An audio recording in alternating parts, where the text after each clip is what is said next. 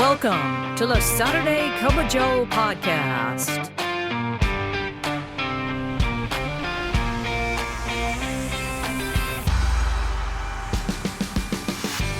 This podcast is dedicated to EAS employees of the U.S. Postal Service and members of the National Association of Postal Supervisors.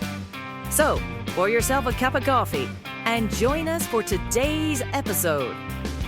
And now, here's your host, Robert Wakefield. Good morning, Branch 32, and good morning, Naps family. My goodness, we had a lot of listeners last week. Listen to this list: Tennessee, Illinois, Texas, New York, Virginia, Kansas, Arizona, Missouri, New Jersey, Ohio, District of Columbia, Maryland, Kentucky, Pennsylvania, Alaska. First time we ever had anybody listen from Alaska. Alabama, California, Washington, Wisconsin, Colorado, Florida, Georgia, Massachusetts, and Michigan. Wow! Thank you so much for listening. That is so good. I'm your host, Robert Wakefield, president of Branch 32. Thank you. All right, we've got a great show lined up for you. Let's go ahead and pour that first cup. Some places call you a customer. We call you family. At the Nashville Post Office Credit Union, membership means belonging. Belonging to a community that supports you, celebrates you, and works for your financial success. If you're a postal employee or family member, you're already eligible to join. Step into a credit union with deep roots and a big heart. The Nashville Post Office Credit Union, people helping people since 1925. And for our first cup this morning, we have the one, the only. You know him, you love him, you can't live without him. He's the Executive Vice President of NAPS, ladies and gentlemen. Please welcome back to the program, Chuck Mulidore. Chuck, how are you?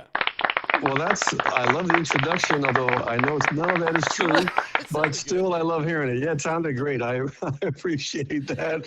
I'm going to remember that too. I think I'll introduce myself from that way. I think you should. You know him, you love him. Good. You can't live without him. That's right. Very good. I like it. Thank you, Robert. Great to be on. Appreciate it. Oh, my goodness. Well, listen, we wanted to get you on because I took the podcast equipment up to LTS with me. And it was so funny because what it was, Kevin Proctor was my runner. And so he would go get people and bring them down to the first floor. That's where we were. And so I said, okay, go get Chuck. And so he'd go up there, you'd be at the podium. So he grabbed Ivan. And then so I interviewed Ivan. Right. And then I said, okay, go get Chuck. Okay, he won't be busy this time, and you'd be back at the podium again. So it just didn't work out that I could talk to you while we were there.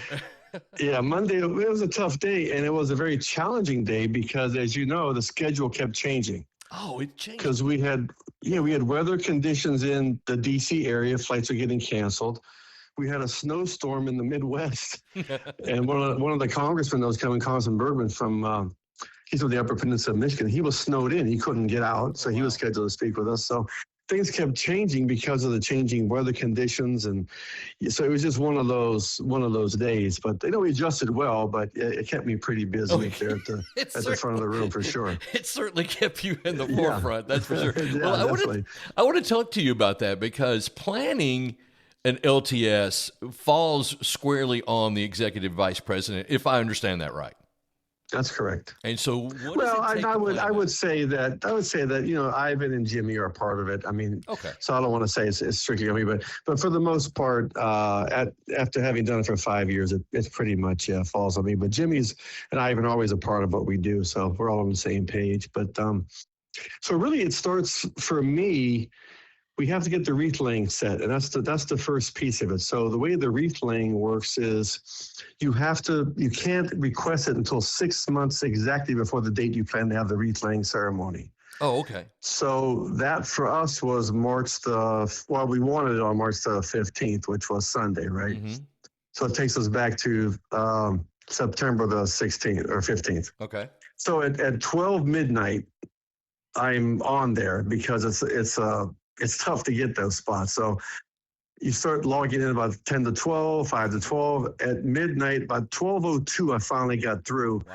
And there was one slot available out of the 4 that you get.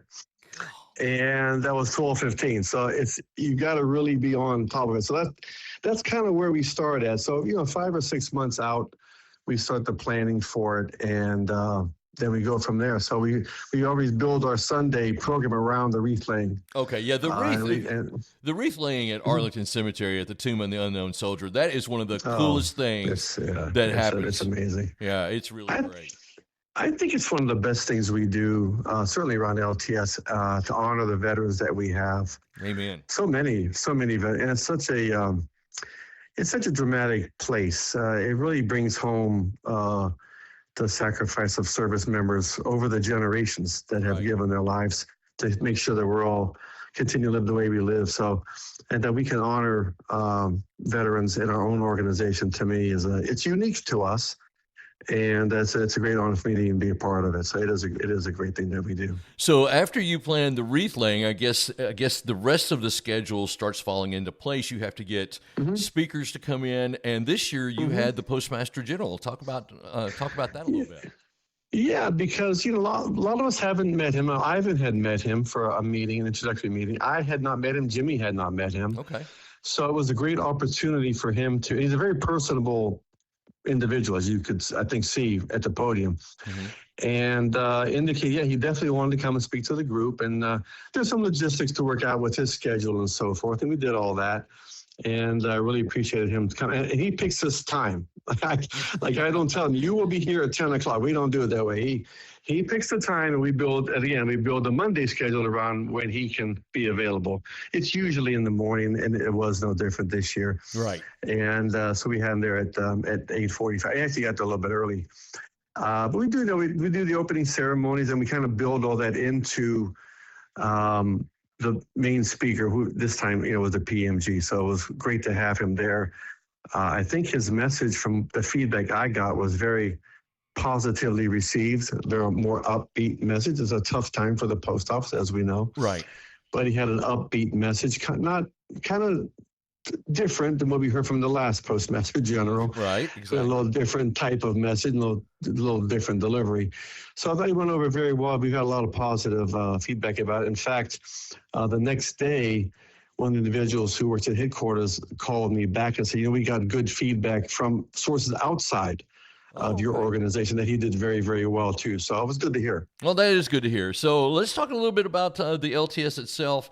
Once you get into the training, how do you guys come up with what training is going to be available? Because it's always fascinating when I go to every year. It's really good. Yeah. And that's the value of having Bob Levy work with us, because Bob has such a wealth of talent and knowledge that he brings to the table. So we kind of start with the theme. And once we find our theme and we have our main thing set in place, the wreath laying ceremony Monday, we build our Sunday schedule around that. We build our Monday schedule. So we kind of tie it to, like this year, we were tying it to the midterms, which are a very important midterm election this year. So for us as an organization, for the Postal Service as well. So we kind of built our message around that. And I came upon our Voices Are Power from last year at the rally we held. Right. And that was such a powerful moment for our organization. And we've heard from members of Congress that was kind of the last gasp of this privatization talk that was going on at the time. If you remember last year, great amount of talk about privatization of the post office going on. Right. And that rally we had out there in front of the Capitol, I think, is what kind of put the last nail in that coffin for now. Right. And so we kind of built our theme this year about our voice is our power, and because we saw that last year. So it's the same idea this year. Let's take our voice into the midterms and advocate for the Postal Service as well as for our organization. So then we just kind of build training around that. Bob does a fantastic job of that. And we try to find our speakers. This year we had, and I always try to do Republicans and Democrats because we don't favor one side or the other. And this year we had a good mix, although Congressman Bergman was not able to come. Him and Congresswoman Nikki Budzinski, they founded something called the House Postal Caucus. Right. And it's one Republican, one Democrat. They never get lopsided. It's always one for one. And it's become actually a very good vehicle to speak about the post office. That they had a hearing that Ivan our national president, attended the hearing that they had and spoke on behalf of NAPS and the Postal Service. So we had both of them scheduled. Of course, Congressman Bergman was unable to come because he got snowed in the Upper Peninsula of Michigan. Exactly. Yeah, and then I thought we did very well with Congressman Walkinshaw, who's from Northern Virginia. He was at his office, and it was in the middle of a really wicked thunderstorm, and he called his wife and said, "Hey, I'm going to go over to this meeting a little bit early." And she said, "You're crazy. You're not going to go to that meeting." And he said, "I'm going to go because they asked me to go." So he said, I want you to know I came here at the expense of my wife's best intentions." So we definitely appreciated him for doing that. Yeah, that's taking one for the team, isn't it? Right.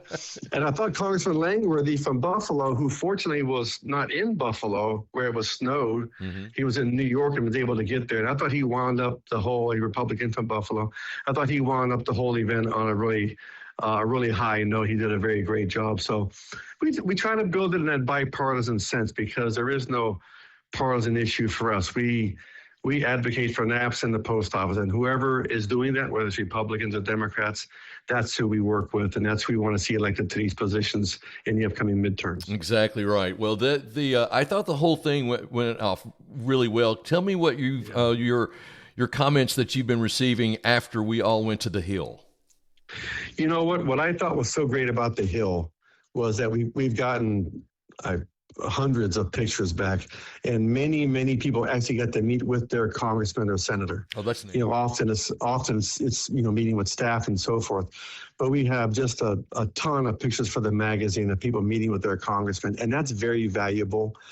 And I think that was, and we've seen congressmen posting on their own Facebook pages, was happy to meet with the National Association of Postal Supervisors branch, whatever it was. And so that even got us more attention for that. And I always tell them, now that you've met with your congressman here in Washington, D.C., go back home and meet with them again. Exactly. Establish that relationship and that rapport, because they're in their home district more than they're in D.C. Right. And you're a constituent. They want to talk to you. They want to hear from you. So it's a great opportunity to build that relationship. So I thought we had a lot of great feedback from the Congress people we met, as well as the delegates who met. It was very positive. It was a very positive day on the Hill, so I was really pleased with that. That's good. And tell me, I don't even know the answer to this question because I don't know that it was announced. How many people attended LTS this year? Do you know? We had about 430 total. Okay. Which was down a little bit. I know we had the national convention this year in San Francisco, so I think from what I heard from branches, they sent someone, but maybe sending 2 or 3 or 4, they sent 1 or 2. Exactly. So we were down a little bit from previous year, but still, and we kind of built that into our calculations because we knew San Francisco would be a little bit more of an expensive convention than we've had in recent times because the city itself is a little bit more of an expensive city to have a convention in.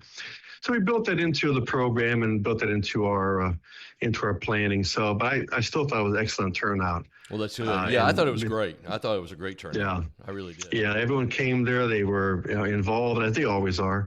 And they hit that hill, man. They take it serious. Now that I went to the Postmaster General's testimony that day on the Hill, so I was there. I knew we had some filter in and out of the hearing room that day, in between their visits or before or after their visits, right? Which I thought was really good too. And some people had never seen a congressional committee meeting before, so they were kind of, excited about that as well. So yeah, that's a great thing to get to see. Yeah. It was really cold that day. I remember how cold it was. Good gracious. Well, for folks from Tennessee, it was definitely a cold day. Oh, man. And we had folks from California, all over the country. So it was a cold and windy day, but as it often is here in March, it's a cold and windy place sometimes. So, but they hit the hill and they got their message across, and that's what matters. That is exactly right. That's what it's all about. Well, I tell you what, I thought LTS went without a hitch as far as organization is concerned. Everything moved along smoothly. We got our materials we needed. The booklets that you guys who puts those booklets together? That's amazing. You know who does that for us? I do know. We put all the information in. Karen Young, the publisher of our magazine, she has all those put together for us. Oh, well, she does a great job. And it's just, and when you contrast that to the other organization that's on the Hill, They brought a couple of pieces of paper, which is okay. That's how they do it. But our booklet, I think, just stands out, and it makes you want to look at it. I see that the staff and the congressman look at that. They say, well, it has a lot of information in it. It talks about the organization, what our issues are, who we are. And I think it makes a big difference. So, yeah, Karen does a great job for us. We're going to miss her. She's retiring at the national convention. So, is she really? We're definitely going to miss. Yeah, we're going to miss Karen. She does a great job for us. But I'm sure the next person we bring in will do equally well once they get to know us. But and again, Bob, I can't really just say enough about Bob Levy and the work he puts into that and the relationships that he has on the Hill that are just very valuable for us. I always say we punch above our weight, because we're a small pack, and we're a big fish in a big pond now. Mm-hmm. And because we've just put a lot of hard work into being on the Hill, getting our messaging across, going to fundraisers, going to meetings, going to different things, and it's paid off for us in a big way, I think. I think so, too. I think it does. Well, Chuck, I am so glad that you were able to come on today to record. And I've been asking everyone, and so I'll ask you as well, the very serious question, what is your favorite sandwich? Well, I like any kind of Italian sandwich that's got provolone cheese on it, some Italian ham, some peppers and tomatoes. I'm all in for that. So whoever makes one, I'm there. So I love it. I've asked everyone that we were at LTS that question, and Robert McMurray, who's out of Knoxville, came up with the greatest one: chicken salad on white bread. Come on! Oh my goodness! My goodness! You've got to have more. That's too easy, man. Yeah. It's like saying PBJ is your favorite sandwich. Come on! What's wrong with that guy? Chuck, it's been a pleasure to have you on the show today. Thank you so much for being on the podcast. I appreciate it, Robert. I appreciate what you do with the podcast and the audience that you reach, so we can get this message out. So thank you very much for having me on. I really appreciate it. All right. Thanks again. Okay. Talk soon. To the people who keep our mail moving, rain, shine, and everything in between, we see you. And at the Nashville Post Office Credit Union, we're proud to serve you. Since 1925, we've been the financial home for postal employees and their families, offering fair rates, personal service, and a team that understands the work you do. Because you deliver for everyone, and we're here to deliver for you. The Nashville Post Office Credit Union, people helping people since 1925. And for our second cup today, I've been asking this question to everyone that I've interviewed, so let me ask you, the listener. What is your favorite sandwich? That's right. I know you have one. Is it as exciting as a chicken salad sandwich on white bread?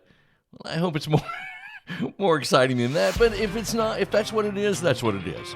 So send me your favorite sandwich. You can go to napsbranch32.org and reply on the chat button at the bottom right-hand corner. Or you can send that to SaturdayCupOfJoe@gmail.com. Be sure to include your first name and what branch you are from. And we will review your favorite sandwich on the Saturday Cup of Joe. That's going to do it today for the Saturday Cup of Joe podcast presented by the Nashville Post Office Credit Union. Be sure to share this, like this, do whatever you need to do with this podcast to get this thing growing. Okay, share it with all your friends. Thank you so much for listening. And remember, every great weekend starts with a great cup of Joe. We'll see you next time.